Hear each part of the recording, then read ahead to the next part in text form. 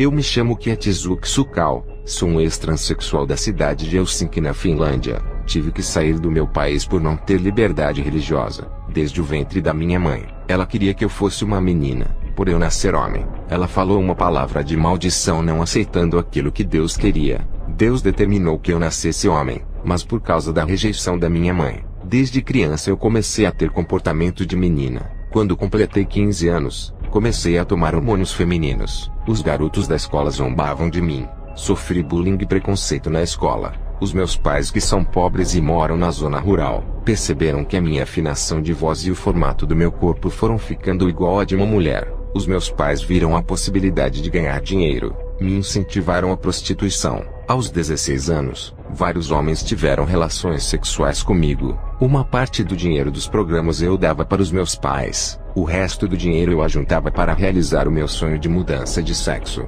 Aos 20 anos de idade, já tinha dinheiro suficiente para fazer a cirurgia de remoção peniana. Passei por tratamento psicológico antes da cirurgia. Fui ao Hospital Camila para fazer a cirurgia. O médico disse: "Por que você quer mudar de sexo? Pode ser um homossexual sem precisar remover nada." Eu disse: "Eu quero mudar. Esse órgão genital não me pertence. Foi um erro de Deus ter dado um corpo de homem para mim. A natureza foi cruel comigo. A minha alma é feminina que está em um corpo errado. Eu quero casar e ter filhos. Quero ser mãe." O médico me disse: "A cirurgia de remoção não tem volta." Fui para a mesa de cirurgia e tomei anestesia. Horas depois, acordei sendo uma mulher feliz e realizado. Comecei a trabalhar em bares, ruas e casas noturnas de programa. Aonde tinha turismo sexual eu estava lá. Homens turistas de diversos países saíram comigo. Ganhei muito dinheiro, mas a maior parte desse dinheiro vai para as mãos dos donos de casas noturnas. Eles enriquecem com essas empresas ilegais pagando uma quantia de dinheiro para as autoridades deixarem eles em paz. As polícias são subornadas, e o governo corrupto arrecada muito dinheiro mesmo sabendo da ilegalidade. As boates da Tailândia têm uma fatura de 300 milhões de dólares por ano na venda dos corpos. Os donos lucram em cima dos transexuais. Quem trabalha nessas empresas não enriquecem,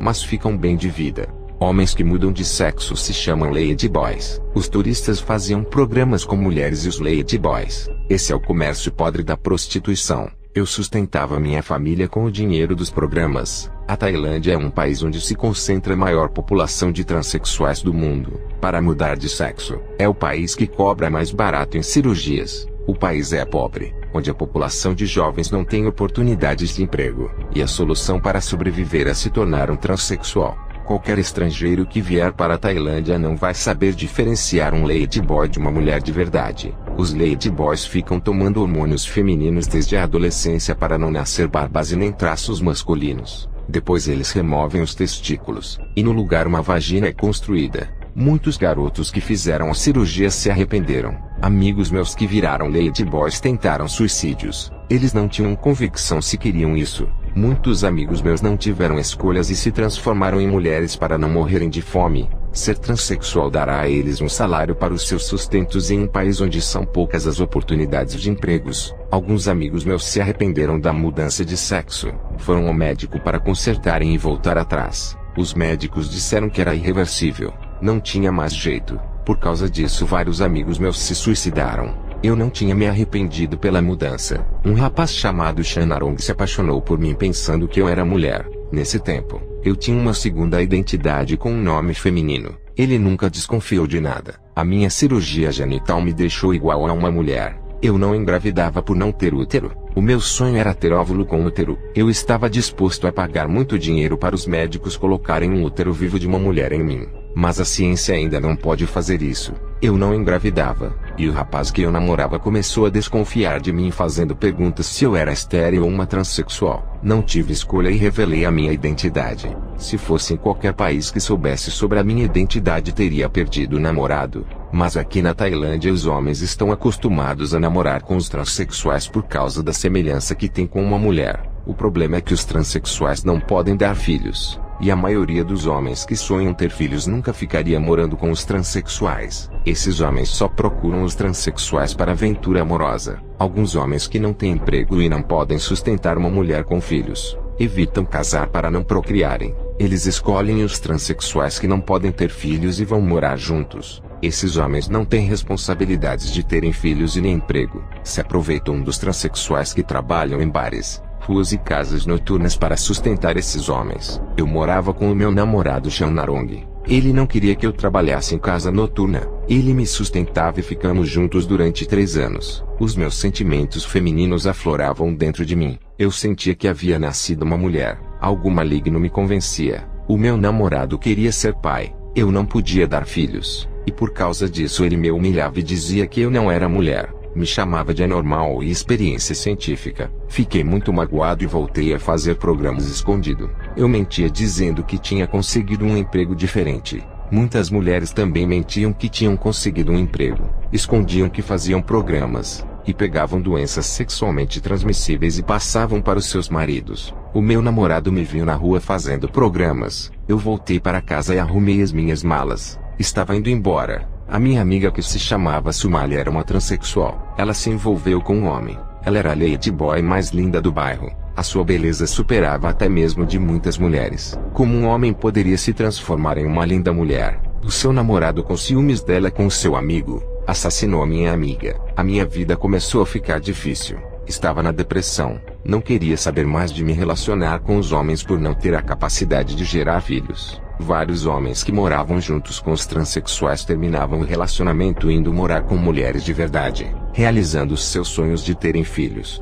Uma amiga transexual, para não perder o namorado, teve que aceitar que ele tivesse filhos com outra mulher. Comecei a pensar que deveria ter aceitado o meu corpo como era antes. Embora eu tivesse me transformado em mulher, o meu organismo era masculino. Confuso, comecei a me relacionar com uma mulher lésbica. Ela queria me dar um filho, mas eu não tinha o órgão reprodutor masculino. Ela terminou comigo. Eu fiquei com dores na alma. Comecei a namorar com um transexual igual a mim que também vivia frustrado e deprimido. O meu pai, percebendo o meu sofrimento, disse para eu viajar para a Europa. Nesse tempo, eu estava doente e dependente de remédios antidepressivos. Arrumei as malas e viajei para a Finlândia, um país diferente onde ninguém me conhecia. Todos ali pensavam que eu era uma mulher. Homens se interessaram por mim, mas o meu medo de me relacionar me fez recuar. Um homem se aproximou de mim e começou a falar de Jesus. Eu nunca tinha ouvido falar desse nome na Tailândia. Todos do meu país são budistas. Esse homem me ofereceu a vida eterna que só Jesus poderia dar. Eu nunca senti tanto impacto quanto eu senti naquela mensagem. Ninguém budista com os seus ensinamentos sábios conseguiu me atrair. Esse homem me convenceu a me converter. Ele olhava para minha aparência feminina e sabia que eu era homem. O Espírito Santo revelava a minha vida e a condição espiritual a qual eu me encontrava. Ele disse que Jesus iria levantar um guerreiro para pregar a palavra. Esse guerreiro era eu. Esse homem era o único daquele país que sabia da minha verdadeira identidade. Tirei as roupas femininas e comecei a usar roupas masculinas. Passei a frequentar uma igreja perto do meu apartamento. Eu entendi que Deus nunca erra quando determina quem vai ser homem ou mulher. Deus criou o homem e a mulher. Não existe o terceiro sexo. Quando tentamos mudar a nossa natureza que Deus criou, tudo começa a dar errado. Aceita você como Deus o criou. Aceite a sua cor, os seus cabelos. Não alise os cabelos e nem pinte. Não mude a criação que Deus criou em você. O meu grande desafio era voltar para o meu país e enfrentar uma população budista. Os budistas são pacíficos, mas não aceitam ser contrariados pela verdade de Deus. O budismo é uma farsa, uma religião que não leva a lugar nenhum. Passei a tomar hormônios masculinos para mudar o meu corpo. Fiquei um tempo fora do meu país para aprender mais de Jesus, já que no meu país o evangelho não é divulgado. Os meus pais, com saudades, começaram a me ligar preocupados com a minha demora em regressar. Eu disse para eles que agora era um cristão, e que havia virado um homem. Comecei a preparar a mente dos meus pais sobre a minha mudança, para não causar choque neles. Meses depois, o meu corpo começou a mudar. Já estava parecendo com um homem. Voltei para o meu país e todos ficaram chocados com a mudança do meu corpo. As minhas amigas não aceitaram a mudança corporal e das roupas. Os meus pais já estavam preparados para aceitarem uma nova pessoa. Passei a falar de Jesus naquele país. Muitos se converteram da minha vila, inclusive a minha família. Quando comecei a falar que o budismo não salvava, as coisas começaram a piorar. Os budistas passaram a me perseguir por causa do evangelho. Homens que eu havia me relacionado quando ainda era um transexual zombaram de mim. O meu ex-namorado, me vendo como um homem, me chamou de louco. Cheguei a apanhar de um grupo de homens que não aceitava minha transformação masculina. Eu fiquei todo machucado com a surra que levei, mas continuei firme. O que me fez chorar foi quando eu olhei para o meu corpo e vi a mutilação genital que eu fiz. Já estava liberto do espírito feminino. Agora eu queria casar e ter filhos, mas não podia. Fiquei com uma tristeza profunda e tomei vários comprimidos de depressão. Estava caminhando perto de minha casa quando as minhas vistas escureceram. Eu caí no chão batendo a cabeça na pedra. Estava ensanguentado e inconsciente. Quando olhei para a esquerda, estava de pé diante do meu corpo. Um ser de asas todo branco disse: "Não temas, não irás morrer." Eu ainda não tinha conhecimento do que era um anjo. Ele me levou até a entrada do inferno. Esse ser de asas disse: "Eu sei que não estás acostumado a ver anjos. O seu país adora Siddhartha Gautama. Eu sou Gabriel, o anjo de Deus." Aquele anjo percebeu meu espanto e me acalmou. Nós estávamos no portal do inferno que havia sido aberto para receber as almas. Milhões de pessoas morriam naquele momento e entravam por aquele portão. O que me assustou foi quando vi milhões de tailandeses descendo ao inferno. O anjo Gabriel explicou o motivo da descida de tantos tailandeses. A Tailândia é um país que adora o Buda. Cristãos quase não tem ali. O anjo me revelou que no meu país não tem colheita de almas, e que esse país precisa ser evangelizado urgentemente. Os missionários estrangeiros têm evangelizado esse país com muita timidez. A porcentagem de cristãos são pequenas por ser um país que começou a ser evangelizado agora. Tenho me preocupado com essa nação que está se perdendo. Eles morrem e descem direto para o inferno. O anjo me mostrou milhões de tailandeses nas profundezas infernais, vendo essas almas sofrendo no inferno sem ter a chance de conhecer a Jesus. Essa cena de tortura cortou o meu coração. Eu estava lá de cima vendo as almas sendo jogadas para baixo. Eles caíam de uma grande altura de cabeça para baixo. Da onde eles caíam era tão alto que parecia não ter mais fim. Na porta do inferno eu presenciava tudo o que acontecia lá embaixo. Uma luz forte e brilhante se aproximou de mim. O anjo saiu da minha presença e eu coloquei as mãos nos olhos por causa do resplendor da luz. Minutos passaram e a luz esplendorosa foi diminuindo a sua radiação. Pude ver um homem com o corpo de luz se aproximando de mim. Ele me chamou pelo meu nome, não o feminino, mas o nome que fui registrado quando nasci, o nome da minha primeira identidade. Ele me chamou pelo nome que os meus pais me deram. Fiquei emocionado. Chorei e caí de joelhos diante da sua presença. O Rei dos Reis estava diante dos meus olhos. Ele disse: "Eu sou Jesus, e hoje apago os seus pecados passados e presentes. Das suas transgressões não lembrarei mais. Levante-se." Jesus pegou pelas minhas mãos e me levantou. Jesus me levou ao inferno e me mostrou pessoas crentes, apenas por se considerarem pessoas que estavam na igreja por interesse em coisas temporárias, não eternas. O inferno estava cheio de crentes que carregavam o título de cristãos, mas nenhum desses que vi no inferno não eram cristãos de verdade. Esses crentes não viviam o evangelho. Homens que carregavam o título de pastor mas nunca foram. Jesus me tirou do inferno e me levou nos lares cristãos. Contemplei a grande destruição dos seus lares por causa da televisão. Também tive uma visão de muitas alianças quebradas. O Senhor me disse: "Essas alianças quebradas que viste, são o meu povo que se desviaram por causa dessa tecnologia satânica."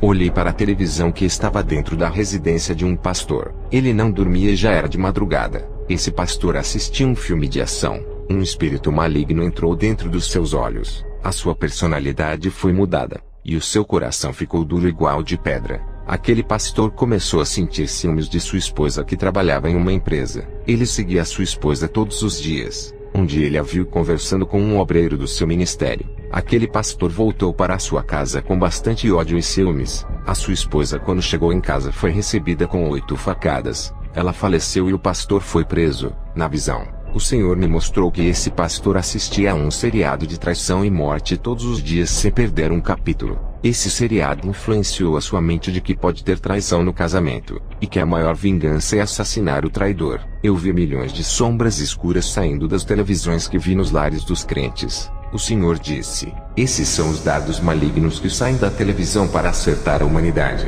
Os demônios de dentro da televisão atacavam as pessoas que assistiam às programações. Eu vi a numeração 666 nesses dardos. Essa era a marca de Satanás que saía da televisão em forma de bolinhas 666 que acertavam a mente das pessoas. Suas mentes são marcadas com 666, e ficam impuras quando assistem à televisão. Os cristãos que assistiam tinham as suas mentes marcadas com o número da besta. O Senhor me disse que esses têm a mente de Satanás e não entrarão no céu. E muitos crentes assistem, e já não têm mais a mente de Cristo, por causa da televisão. Muitos têm as suas mentes doentes, com depressão, menosprezando a si mesmo. Eu falei, Senhor, por que a televisão é tão maligna? O Senhor disse, tudo que é ligado na terra é ligado no céu. Os servos de Satanás também fazem o mesmo. Tudo o que eles ligam no inferno é ligado na terra. O Senhor me mostrou uma rede de fios grossos de televisão. Esses fios são espirituais, e estão ligados e conectados atrás da televisão. Esses fios espirituais têm uma parte que entram dentro da televisão, e a outra parte dos fios descem para dentro da terra. O Senhor disse, esses fios que descem para dentro da terra chegam até o inferno. Os fios espirituais ligam a televisão e o inferno. Por isso que a indução da televisão é infernal. A sua influência leva muitos para a perdição. Quantas almas se salvariam se não a assistissem? O Senhor Jesus me levou até a minha casa que tem televisão. Ele disse, meu servo, vou provar para ti a ligação da televisão com o inferno. Esse fio grosso que viste é o caminho que leva para o inferno, e a tela da televisão é o portal de acesso. Jesus segurou a minha mão, e juntos entramos dentro da televisão através da tela e descemos por dentro daquele fio grosso espiritual. Descemos em alta velocidade dentro do fio. A tela da televisão é a entrada, e o fio grosso foi o caminho que me levou ao inferno. Quero explicar à igreja que esse fio grosso é espiritual. Não podemos ver com os olhos carnais. Jesus me permitiu que eu visse vários fios parecendo cabos grossos. Aqueles fios parecendo cabos gigantes não são as únicas entradas que dão acessos ao inferno. Existem vários portais que levam ao inferno. Quando eu e Jesus chegamos ao inferno, fui no vale de cristãos que usavam a palavra de Deus não para edificar, e sim para matar a fé e arrancar os povos das igrejas sérias. Cristãos que discutem acerca do evangelho, não concordavam com nada. Um falava mal da igreja do outro. Os que atacam a santa doutrina também estão no inferno. Eles estão naquele lugar por causa da língua. Falavam coisas que não agradam a Deus. Os julgadores também estão no inferno. Jesus disse acerca dos crentes que escandalizam a sua obra dando mau testemunho. Ele disse, a balança serve para medir a quantidade de pesos. Quanto maior for o peso, mais o preço aumentará. Todo o mal que cada pessoa faz na terra será colocado na balança da justiça divina. Quanto maior for a pesagem do mal, mais o preço do castigo será alto. Em breve todo o mal será cobrado por mim. Com a mesma medida que me diste, com a mesma serão medidos.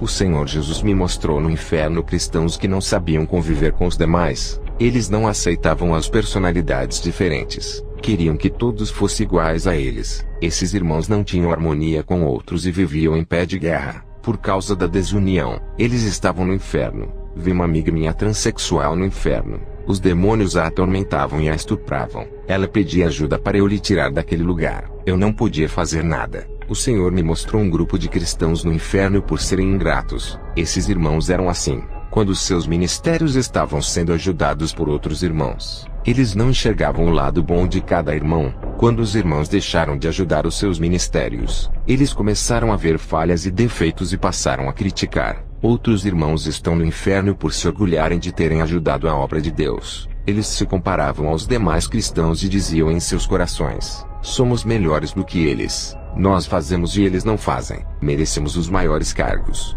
Povo de Deus, não se comparem com os outros irmãos. Não se sintam maiores por fazerem coisas a mais na obra. Não se sintam menores por não terem condições de fazer a mais. A obra de Deus é ajudada de acordo com a capacidade de cada um. Para Deus somos iguais. Afinal, iremos morar no mesmo lugar. Nada em mim faz com que eu seja melhor ou pior do que qualquer outro. Somos um só corpo de Cristo. O Senhor me mostrou um grande grupo de cristãos que assistiam televisão. Muitas crianças estão ali por assistirem televisão. Jesus me disse que o ambiente tecnológico destrói os valores cristãos. Eu procuro viver uma vida santa e irrepreensível diante de Deus. As pessoas da igreja que me admiram dizem, quero ser igual a você. Eu digo, nunca queiras ser igual a mim. Sou falho. Seja mais santo e mais espiritual do que a mim. Jesus é o nosso espelho e o maior exemplo de imitação. Jesus me levou em um lugar no inferno, onde é arquitetado todo o plano maligno de destruição da terra. Ali eu vi projetos que serão inventados para a terra. Jesus mandou o demônio que estava ali puxar a gaveta de arquivos. Eu vi vários objetos parecendo obras de engenharia eletrônica. O demônio me mostrava e dizia que novas tecnologias serão inventadas na Terra para destruir a humanidade. Ele me mostrou o desenho da primeira televisão antiga. As suas imagens eram em preto e branco. Depois me mostrou a evolução da televisão, como ficou mais moderna para atrair mais pessoas a tê-las. Jesus disse: aqueles que se aproximarem de mim, afastem-se do pecado, pois o pecado impede que o homem entregue a sua vida inteira para mim. O pecado é uma parede que separa o homem de mim, e quando ele morre com o seu pecado vem para esse lugar. Olhe meu servo para as pessoas que estão aqui. Eles clamam e pedem misericórdia. Esse é o lugar onde estão todas as pessoas que foram separadas de mim pelo pecado. Mesmo quando morrem, os seus pecados continuam vivos em suas almas, separando eles de mim. Eles morreram com os seus pecados e não podem mais serem redimidos. Os seus pecados sempre vão ser a parede que me separa deles eternamente nesse lugar. O Senhor Jesus me levou no Vale dos Transsexuais. Também vi algumas amigas minhas ali. Eu falo que são amigas, pelo fato deles negarem a sua natureza masculina, e transformarem o seu corpo no feminino. Os demônios atormentam os transexuais com lanças de fogo empurrando em suas partes íntimas. Os demônios zombavam dizendo: vocês vão sofrer por terem removido seus órgãos masculinos. Suas abominações estão parecendo com nós, tirando a imagem daquele que morreu por vocês. Eu vi cobras gigantes entrando em seus orifícios por praticarem sexo anal. Os transexuais gritavam de dores e se retorciam. O Senhor Jesus me mostrou milhões de demônios do divórcio que agem através da televisão e das redes sociais. O objetivo desses demônios são de quebrar os laços familiares e causar desordem nos lares. As igrejas estão sendo destruídas pelas tecnologias. O Senhor me mostrou pastores evangélicos assinando contratos com as emissoras para fazerem programas. Eu vi no contrato escrito: é proibido falar contra o cigarro, bebidas, nem contra a sensualidade, homossexualismo, transexualismo, lesbianismo e produtos de beleza feminina como batom e maquiagem. Na cláusula feita pelo dono da emissora, se violasse, o programa seria tirado do ar. Os canais de televisão vivem de audiência, e qualquer pregação contra o pecado faz a audiência cair. Ninguém vai querer assistir uma emissora que repreende o pecado. Também não pode falar contra as roupas curtas e as tintas de cabelo em uma emissora. O canal tem um contrato com as empresas de modas e de tintas de cabelo. As empresas da vaidade pagam caro para as emissoras deixarem eles apresentarem os seus comerciais ao público que os assistem. Qualquer pastor que fala contra a vaidade dentro da televisão, prejudica os comerciais das empresas. O marketing que as empresas de cigarros e bebidas fazem na emissora, geram grandes lucros para o canal. Qualquer pastor que pregar contra cigarros e bebidas perderão as suas programações. Jamais os donos das emissoras irão perder rios de dinheiro por causa de uma pregação. Qualquer homem de Deus que deseja pregar contra o pecado, não terá força em uma rede de televisão. Isso explica o quanto a televisão é maligna. A sua criação no inferno foi projetada para espalhar todo o pecado na face da terra. Eu disse: Senhor, o que os evangélicos vão fazer nessas emissoras se não podem pregar a verdade? Jesus me respondeu: nem se deita o vinho novo da minha palavra em odres velhos desse mundo. Mateus 9:17. Ele dizia: a minha palavra são as boas novas, e tudo que é novo não pode ser pregado em odres velhos. A televisão é o odre velho que não suportará o vinho novo da minha palavra. A televisão foi feita para conter o vinho velho desse mundo. O vinho novo da minha palavra tem que ser pregado nos odres novos, que é o altar da igreja. O que eu vi na cláusula do contrato da emissora foi falar de curas, bênçãos, milagres, riquezas, autoajuda, autoestima, prosperidade e fórmulas sentimentais. Essas doutrinas podem pegar, porque dão audiências para as emissoras. Tudo o que se pode falar na televisão não salva. Jesus disse: está vendo meu servo, porque a televisão é de Satanás. É proibido falar da minha verdade. Esses homens que tu viste pregar nas emissoras não são os meus servos. Não têm compromisso com a minha palavra. Assinam esses contratos malignos compactuando com o mal. Eles pensam no seu ventre, bem-estar e ganhar dinheiro. Tive outra visão com uma aliança rompida no meio. Jesus disse: Satanás tem quebrado o ligamento da igreja comigo, usando seus instrumentos de engano. Ele tem destruído o meu noivado com o meu povo, afastando a minha noiva de mim, rompendo a aliança espiritual que firmei com a igreja na cruz do Calvário. Os falsos mestres enganam as pessoas, fazendo de cobaias de demônios. Pela falta de conhecimento da minha palavra, eles foram transformados em bonecos de ventrílocos desses falsos pastores.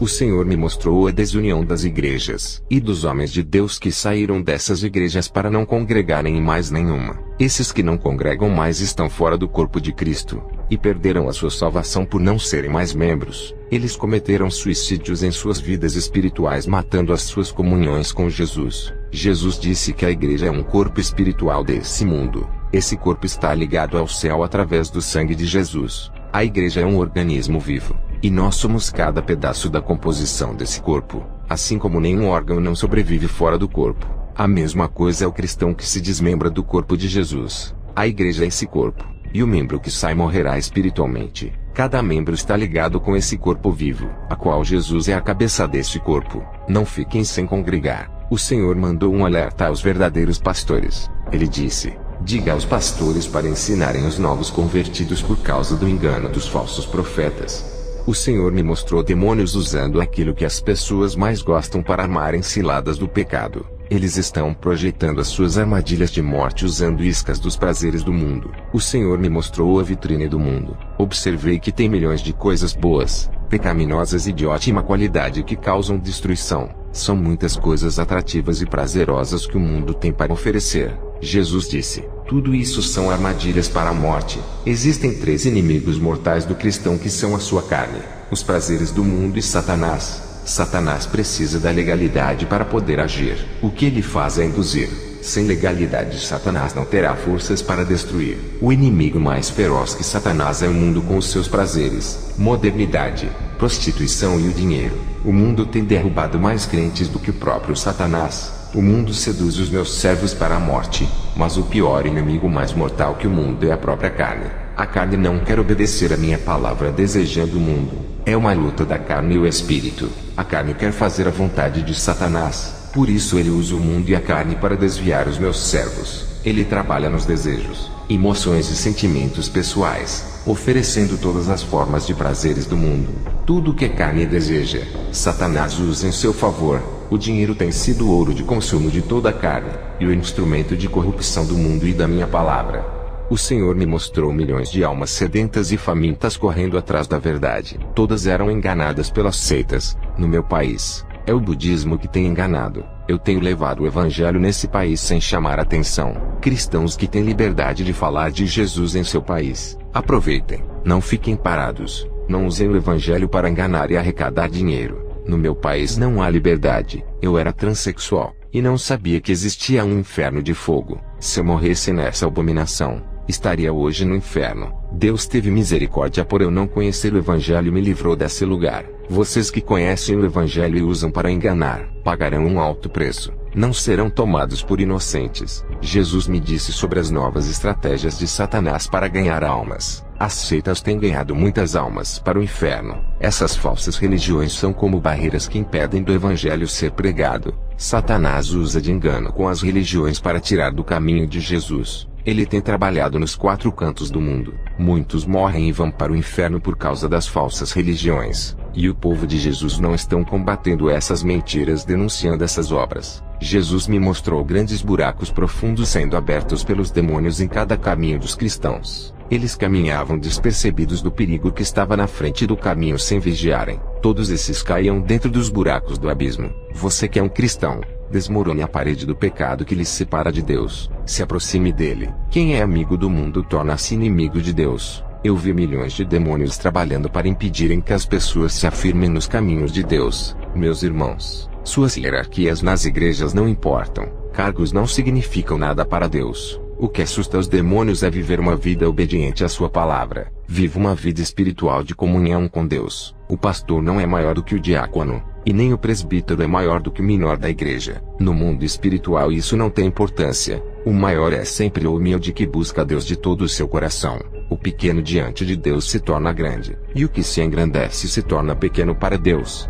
Deus não aceita cargos levantados do homem, irmãos ungidos pelos seus líderes. Ele aceita aqueles que ele unge e levanta para a sua obra. Os seus ungidos têm valores no mundo espiritual e incomodam os demônios, mesmo que não tenha cargo em sua igreja. Ore, Deus vai lhe informar e colocar de pé. Jesus me disse as últimas palavras assim: leve o meu evangelho para o seu país, livre eles do fogo do inferno.